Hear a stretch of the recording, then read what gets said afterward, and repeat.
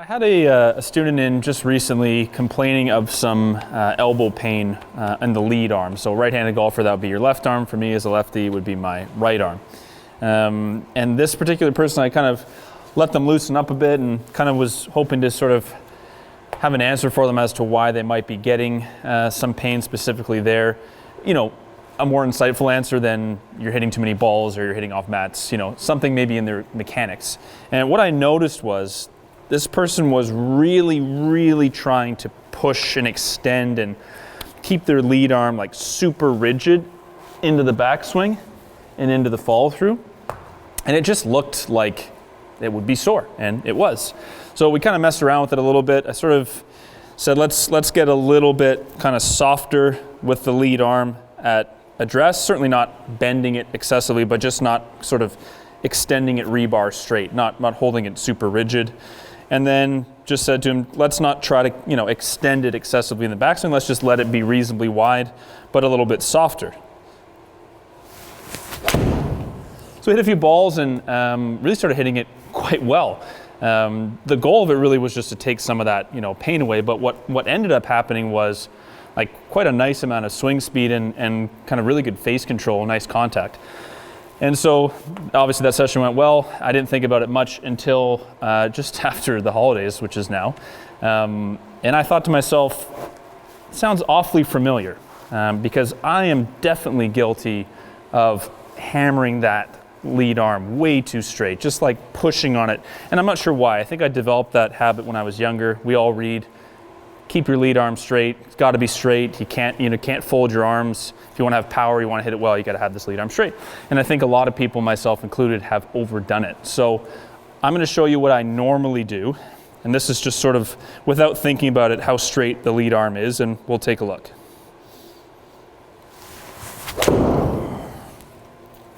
Let's have a quick peek. You can kind of almost just see it slightly at address. And it's not bad. I'm sure there'll be people with a straighter lead arm than this, but you can already see that lead shoulder is just starting to crowd my neck and my head a little bit there. So I take the club back pretty early. You kind of see that shoulder kind of getting buried in my neck there. It's almost to the point of being like hyperextended by this point, and it kind of stays that way. And it really is that way at impact. You can see again, super straight and close to sort of the neck area. And so I looked at a couple swings like that just in the last few days, and I thought to myself, I'm reminded of something I read in a book years ago that made a lot of sense, but for whatever reason at the time, I guess I didn't want to apply it, or maybe I was working on something else. It's a book called 7 Laws of the Golf Swing, Nick Bradley. And basically says, there's kind of an excerpt there that's talking about this exact issue, having that lead arm way too straight, way too rigid. So what he says, and I agree with, is there's a difference between having, you know, width and a pretty straight lead arm and a lead arm that's like locked out and rigid. So that's the first distinction.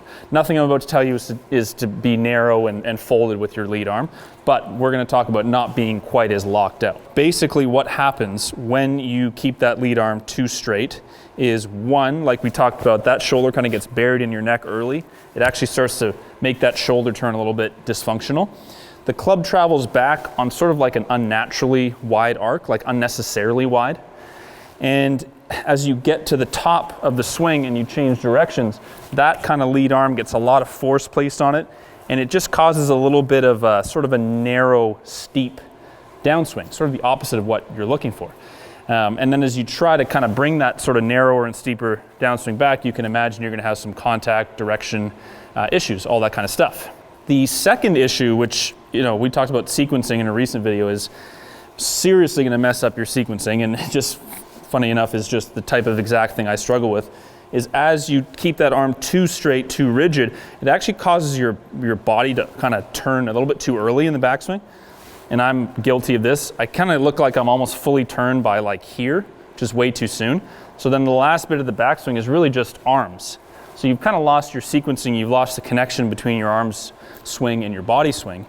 And that is going to cause a whole lot of sequencing, obviously, issues in the downswing. If you kind of let the arms travel up there independently of the body out of sequence, they're going to probably start down fairly quick. They're going to dump behind you. To address, I'm just going to slightly soften my right elbow for me, my lead elbow. And as I take the club back, I'm just gonna try not to excessively lock the elbow out. I'm just gonna let it keep that kind of soft feel, let my wrists hinge naturally, and let the club travel up with the turn of my body.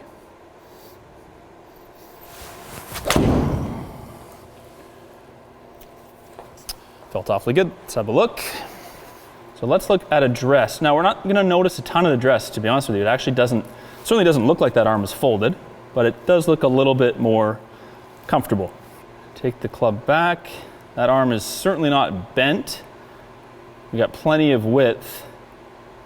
I mean, obviously I need to work on this for more time, but what you can notice already is that is still plenty straight, probably still straighter than it needs to be, but what it isn't is that sort of almost like hyperextension that we had previously.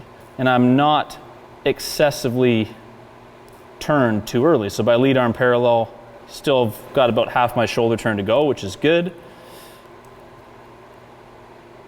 And it's subtle, but the chest and arms are a little bit in better sync at the top. And the other thing I noticed is that I swung the exact same speed.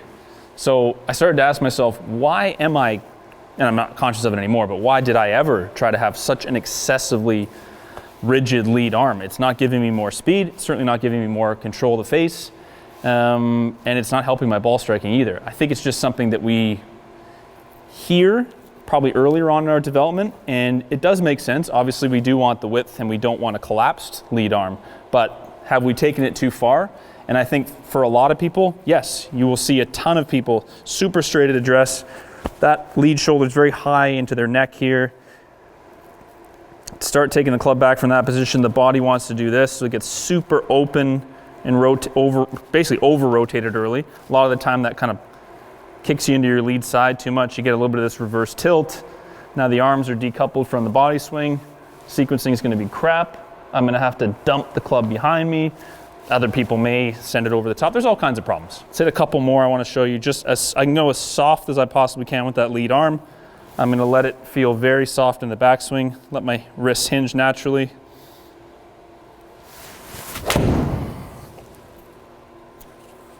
It was actually a couple miles an hour faster than the previous one.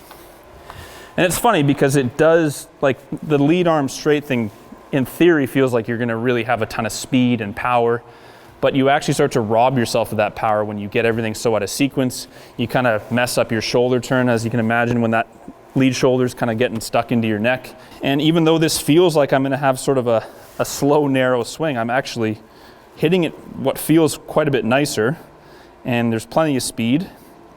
I don't feel so much stress on my lead arm either.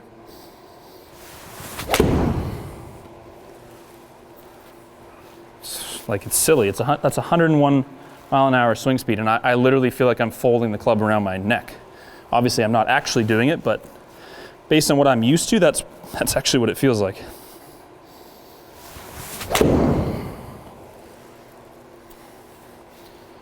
But what it feels like to me when I've got that normal pattern of super straight, I feel a little flinchy at the ball. Like, I feel like you have to kind of, at the last minute, make something happen. And I think that makes sense with that change of direction we talked about. If we are steepening and making the arc narrow, that kind of low point control, that sort of if you imagine the club face has sort of like a very open position close to the ball and then a very shut position past the ball. So you have a short space of time to square the face. You have a short space of time to actually create a nice low point, a quality divot and a strike height on the face. Yeah, it's different. It's very different.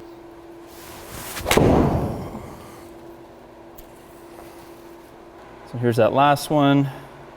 You know, it's going to take time for this habit to sort of work its way out. I still have a little bit of that body language with the lead shoulder getting a little bit into the neck, but the arm is a little softer. As we can see, it's amazing. In my mind, that elbow feels like it's like that. As you can see, it's still pretty straight. It's probably honestly straighter than it needs to be. But one thing I'm noticing that I'm always struggling with is I kind of have a little bit of this reverse tilt at the top. So in the last few frames of the swing, I generally really start tilting backwards with my upper body. Here, I'm actually staying a little bit more centered, like I actually am able to just sort of turn around that axis a little bit nicer.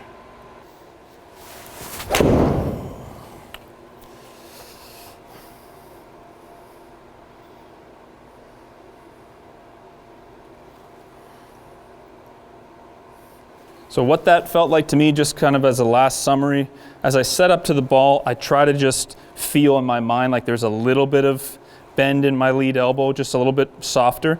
That forces me to get a little bit more over top of the ball, because normally if it's extended, it kind of pushes your upper body up and away. So a little softer. And then as I take the club away, I just want to feel like I maintain that softness in the right elbow. Let my wrists hinge. What I'm feeling is that my turn happens a little bit later. So I kind of feel like my chest doesn't whip open as quickly. Feels like it faces the ball a little bit longer, which is good. And then it finishes as my arms finish. There we go. Yeah, it's funny. The results are so different than what you would expect. So I think you have to use some video feedback just so you can give yourself the confidence to know that you aren't all of a sudden swinging like this. So I have the benefit of having these cameras here. I can go back and look at that swing, and my arm has got plenty of width there. It's hard for you to trust or commit to something like this if you can't actually see what it looks like. Now, the ball flight and the feel of it, the club speed, the strike quality, all that stuff is helpful feedback. But to know that you're not overdoing it or that it's something you can be confident in, I would recommend at least set your phone up for a couple swings.